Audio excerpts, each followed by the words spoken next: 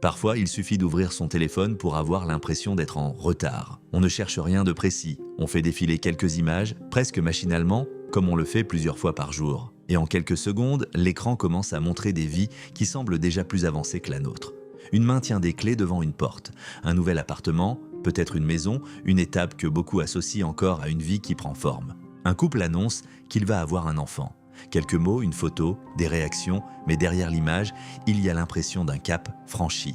Puis quelqu'un filme une chambre d'hôtel ouverte sur la mer. La vidéo ne dure que quelques secondes, mais elle donne l'idée d'une existence plus libre, plus légère, comme si ailleurs, certains avaient trouvé la bonne sortie. Et nous, on reste là, dans un lit, dans un canapé, dans un bus, à la pause du travail, avec cette sensation étrange que les autres franchissent des étapes pendant que nous essayons encore de comprendre où nous en sommes. Ce n'est pas forcément de la jalousie, ce n'est même pas forcément de la tristesse. C'est plus discret que ça. C'est cette petite question qui arrive sans prévenir. Est-ce que ma vie avance assez vite ? Pendant longtemps, cette question avait au moins un décor plus clair. Une vie accomplie semblait suivre une route assez reconnaissable.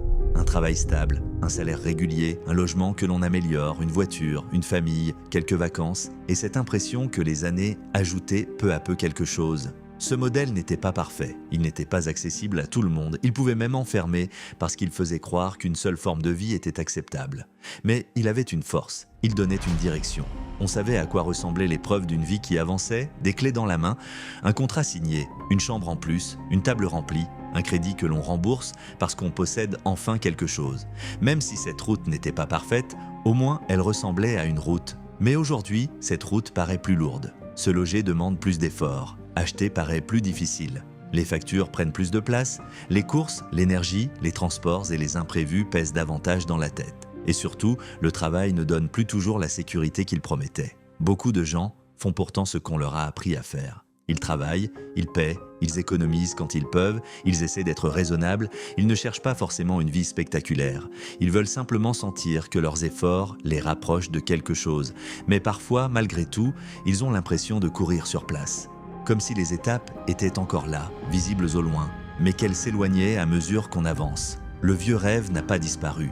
Il demande simplement plus d'énergie pour offrir moins de certitude. Et c'est là que notre époque devient vraiment troublante. Parce que le plus étrange, ce n'est pas seulement que l'ancien modèle soit devenu plus difficile. C'est qu'au même moment, un autre modèle est devenu visible partout. Un modèle plus rapide, plus lumineux, plus mobile, plus séduisant. Un modèle qui ne montre pas forcément un bureau, un trajet quotidien ou une carrière construite lentement, mais un ordinateur posé dans un café, une valise au pied d'un lit, un téléphone utilisé comme outil de travail, une caméra, une audience, un appartement lumineux, une ville vue d'en haut. Sur les réseaux, l'idée d'une vie qui avance a changé de décor.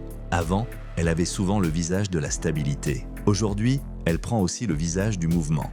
Partir, créer, changer de ville, quitter un travail, recommencer ailleurs, transformer une passion en activité, ne plus attendre l'autorisation de personne. Et même quand on sait que tout n'est pas si simple, ces images restent puissantes, parce qu'elles arrivent tous les jours, dans les moments où l'on doute déjà un peu de sa propre trajectoire. L'ancien rêve était une promesse. Le nouveau rêve est une vitrine. Et une vitrine ne montre jamais vraiment l'arrière-boutique. On voit la liberté, mais on voit moins les heures passées à comprendre un outil, à apprendre un métier, à chercher un client, à recommencer une vidéo, à construire quelque chose sans savoir si cela tiendra vraiment. On voit le voyage, mais pas toujours l'instabilité. On voit le chiffre affiché, mais pas la peur que le mois suivant soit moins bon. On voit la personne qui dit avoir repris le contrôle, mais on voit moins la pression de rester visible pour ne pas disparaître. Dans ce nouveau décor, le patron peut devenir une plateforme. Le bureau peut devenir une chambre. L'horaire fixe peut être remplacé par une disponibilité permanente.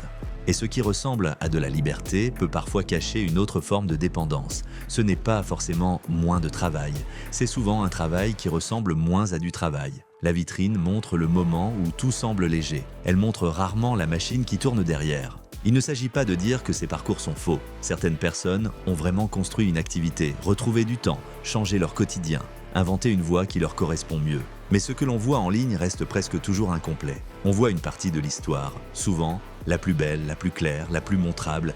Et quand on compare notre vie entière à cette partie-là, notre propre lenteur commence à ressembler à un défaut. Pourtant, le changement ne vient pas seulement des réseaux. Il touche quelque chose de plus profond, notre manière d'imaginer ce qu'est une vie accomplie. Pendant longtemps, on pouvait encore résumer le bon chemin avec une carrière, un salaire, une maison, une progression visible. Aujourd'hui, beaucoup de gens ne se reconnaissent plus totalement dans cette seule image. Pour une personne, une vie accomplie ressemble encore à une maison. Pas forcément une maison immense, pas forcément un décor parfait, mais un endroit stable, des clés dans la main, une pièce qu'on aménage, la sensation d'avoir enfin posé quelque chose quelque part. Pour une autre, au contraire, le bon chemin ressemble à un sac léger. Peu d'attaches, un ordinateur, la possibilité de partir, de changer de ville, de ne pas construire toute son existence autour d'un seul lieu.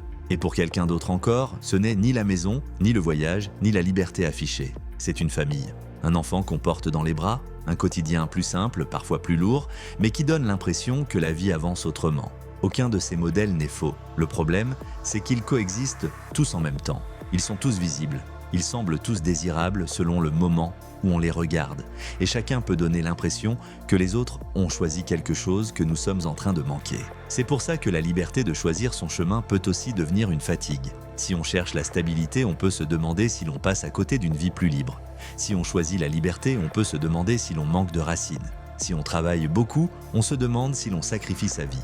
Si on ralentit, on se demande si l'on manque d'ambition. Chaque choix semble ouvrir une porte, mais aussi en fermer plusieurs. Et pendant que chacun essaie de comprendre ce qu'il veut vraiment, les images continuent d'arriver, pas seulement comme de simples photos, mais comme des étapes, des preuves, des moments où une vie semble enfin prendre forme. Alors, on regarde les autres avancer sans toujours voir leurs hésitations. Leurs annonces apparaissent, leurs nouveaux départs aussi, leurs moments forts défilent sous nos yeux. Mais derrière, il y a parfois des doutes, des renoncements, des choses laissées de côté. Et pendant ce temps, nous vivons notre quotidien complet, avec ces jours ordinaires, ces retours en arrière, ces périodes floues et ces efforts invisibles. C'est peut-être là que se crée le décalage. On compare notre vie entière aux meilleurs instants des autres. Et à force de le faire, on peut finir par croire qu'on est immobile, même quand on avance. Parce qu'une vie réelle avance rarement comme une publication. Elle ne change pas toujours en un grand moment clair. Elle se construit parfois lentement, dans des décisions discrètes, dans des semaines répétées, dans des efforts que personne ne voit, dans des choix qui ne donnent pas immédiatement une belle image. Mais notre époque nous pousse à chercher des signes visibles, une preuve, une étape, quelque chose qui dirait que nous sommes au bon endroit, au bon âge, dans le bon rythme. Et lorsque cette preuve n'arrive pas, le doute prend la place. L'ancien rêve n'a pas disparu. Le nouveau rêve n'est pas forcément faux, mais entre les deux, beaucoup de gens essaient de construire leur vie avec des repères contradictoires.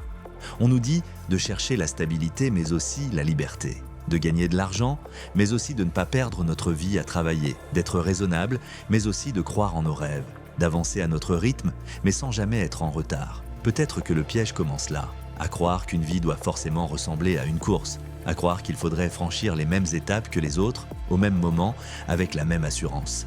À croire que tout retard apparent serait une preuve d'échec. Mais peut-être que réussir n'a jamais vraiment voulu dire courir plus vite que les autres. Peut-être qu'une vie peut avancer lentement, sans être spectaculaire. Peut-être qu'elle peut changer de forme. Peut-être qu'elle peut être stable à certains moments, libre à d'autres, confuse parfois, et pourtant continuer de se construire. Mais si chacun doit inventer sa propre direction, alors pourquoi a-t-on encore autant l'impression d'être en retard ?